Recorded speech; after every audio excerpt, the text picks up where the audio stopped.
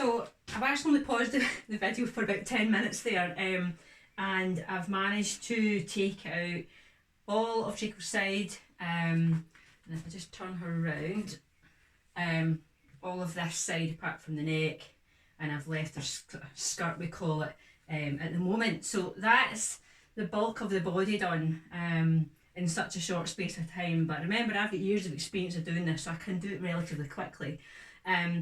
But don't let that put you off. It just shows you how easy it can actually be, and how much money it can save you taking your person to a groomer, when you can actually have the pleasure of sitting and grooming and interacting and bonding with your person at home by grooming them.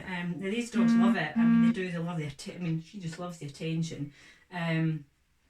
So even when I start to strip the links of the legs, it's a bit more contoured, and the lines are different. I mean, the body's relatively easy compared to the legs. I find that the hairs in the legs come out just a wee bit more difficultly. So what you're sort of looking for when you get to this stage, and once you've sort of done the bulk of the coat, is once you've got the hang of this, you're wanting to then sort of look, right, what sort of shape are you looking to achieve? Now obviously, to me, that's still very, very messy. I don't want her to look like that, because in Parsons you want to be stripping the body to allow that harsh growth on the top, and really the legs down to the knee at least should be stripped. I'll do a separate video on feet, because I'm quite particular about keeping the feet looking nice and cat-like, is what they say in the breed standard. So what I'll do is I'll continue stripping down over her legs just now, and hopefully, again, I'm hoping that the camera can see right into exactly how I'm actually achieving this. So if I just what is it? Is that your bum? Is it?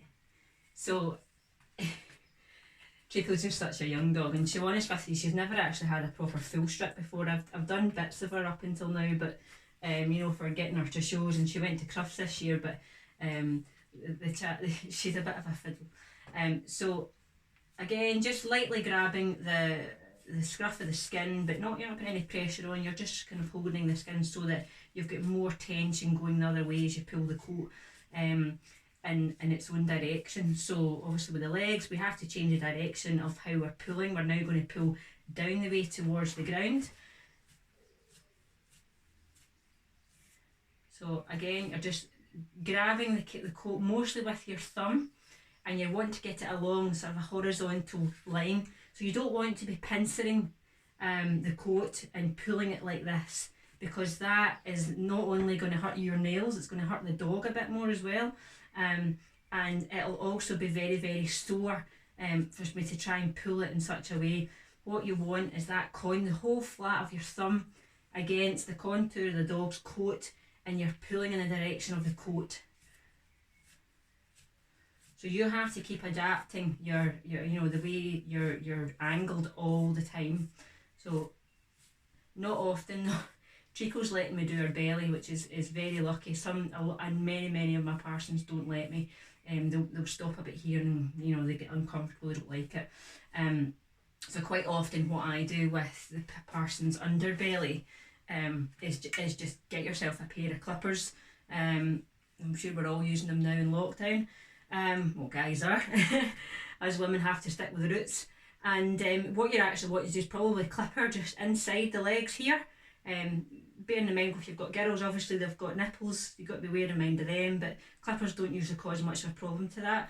And you're wanting to clip it against the grain of the coat when you're clipping, and that way you're going to get rid of all this extra hair without causing your dog any undue stress. So for today though, I'm going to leave her coat until I get it clippered myself, but I don't have the clippers in here today. And then I'm going to continue over these lines here.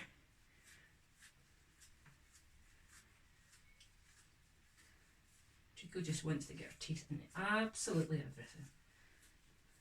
Yeah. So, I mean, this is a rough coat. Now, they don't usually cast very much. Usually only about twice a year you'll see your dog starting to lay heavy hairs. But And this is also what puppies do. They like to eat their own hair. So keep that ball of fluff away. But if you've got a broken coated dog, so that's a dog that looks a bit like this, but they don't have as hairy legs. That's quite short and smooth looking here, and here, and the tail's not usually very hairy. But what they do have in a broken coat when they're in full coat is a very hairy long mane, and sometimes just over the back here it tends to get longer. But usually the undercarriage is reasonably clear, maybe just a couple of hairs like what Chico's got just now, but the legs are usually pretty clear. So that's the kind of coat that just needs stripped really throughout the year. They don't usually tend to wait to every sort of 6 months or so, because their coats tend to fall out more frequently than a rough coat. And when broken coats, again, you've got such a range of a broken coat. Some will be more hairy than others, some will be barely broken, they'll only have a few whiskers on the face. So these are the kind of breeds, though, the more smooth you are in your person, the more likely they are to be casting all year round. The rougher coated ones tend to only cast that twice a year. So I'll continue doing this and stop Chico from eating her own fluff, and I'll get back to you when we're nearly finished the legs. So Chico is not so impressed with me doing her legs. So what I've decided to do, I'm not going to strip her it because she's finding it a little bit more uncomfortable. Now your dog might be the same, and see how she's trying to not bite my fingers, but she's trying to nibble my fingers as if to say, please don't do that anymore. So what I would rather do with her now is and actually I just hand scissor the legs, or you can use your clippers over the dog's legs. As I say, I don't have my clippers set up today, but I'm quite happy with, there's no show season or anything like that. I'm quite happy to just keep her tidy and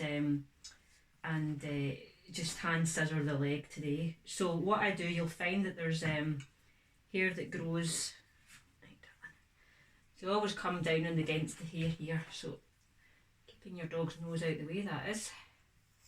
I tend to find sometimes you put them up in their legs, it's easier to work with. Good girl.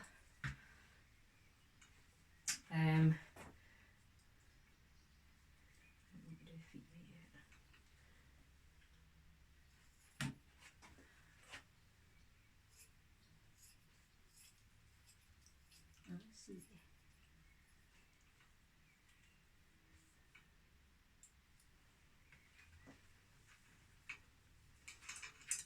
Right, need to keep the head up, darling. Good girl.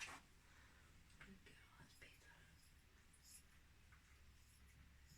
So, as I say, these scissors are very, very sharp, so you need to be relatively confident about hand scissoring your dog's legs. As I say, it's just really for keeping the mud off at this stage. It's not for any aesthetic reasons, really. I'm chewing my fingers. You're such a puppy, aren't you? Okay. She just doesn't like me holding her leg. Right? No. Be careful, good girl. So even like that, even at that, that's already a huge big difference as to the fur ball that it was previously. So just gently kind of going against the grain again and doing it up the leg. I tend to find that if I just back comb the hair very slightly, it makes my job a little bit easier and I can see a lot easier what I'm trying to achieve.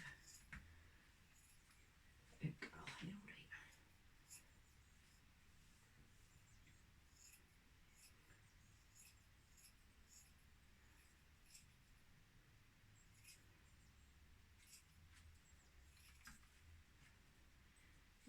So you want to try and achieve sort of straight lines at the side of the legs.